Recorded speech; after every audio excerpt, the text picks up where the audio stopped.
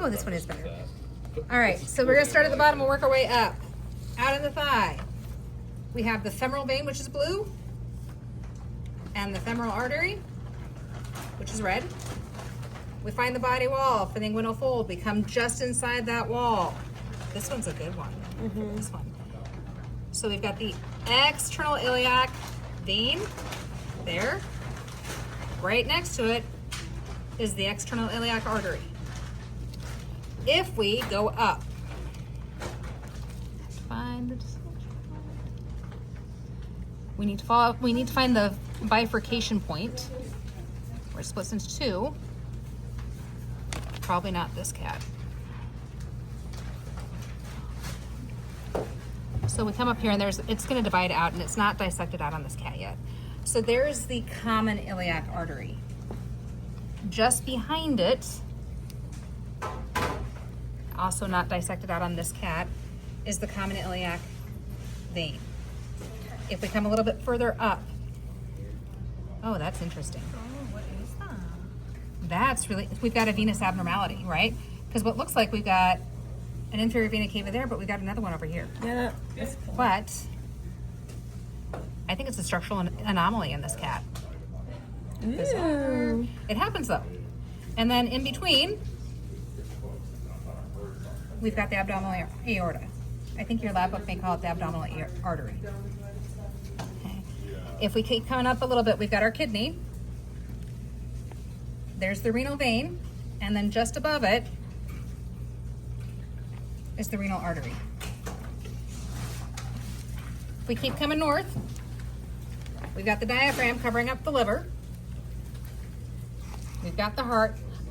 Theoretically, I could label structures back here, but that's really hard to do, especially when I'm not holding on to the cats.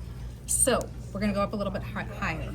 All right, coming down behind the heart to go down through the diaphragm, we have the descending thoracic aorta, or as your book labels it, I'm just gonna call it the descending aorta, okay? Okay.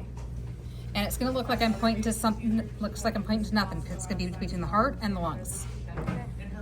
If I come to the top of the heart, I'm gonna put the pin flat and I'm gonna drive it into the arch of the aorta. So if I want aorta, it's gonna be a flat pin. On the top, the larger of the two vessels coming off the arch of aorta is the brachiocephalic artery. Right next to it, we've got the left subclavian artery. If we go up a little bit further, we should have three branches coming off of that brachiocephalic artery.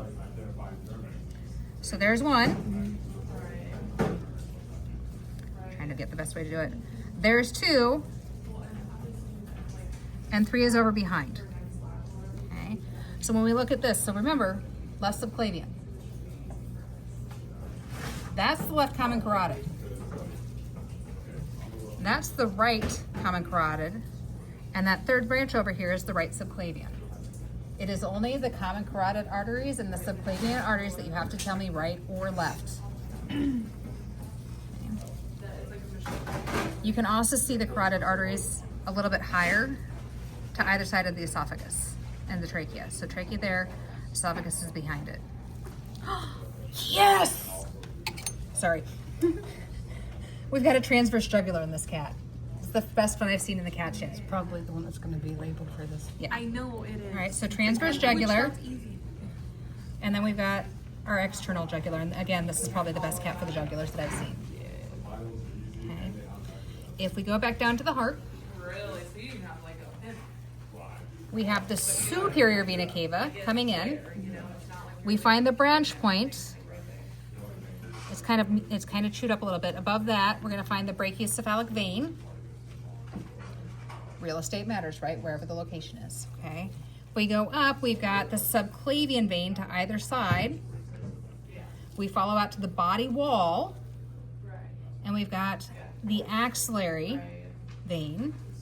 If we follow out into the upper limb, we've got the brachial vein, and you can see where the dye stopped running. It's easier to see on this side. So, axillary vein,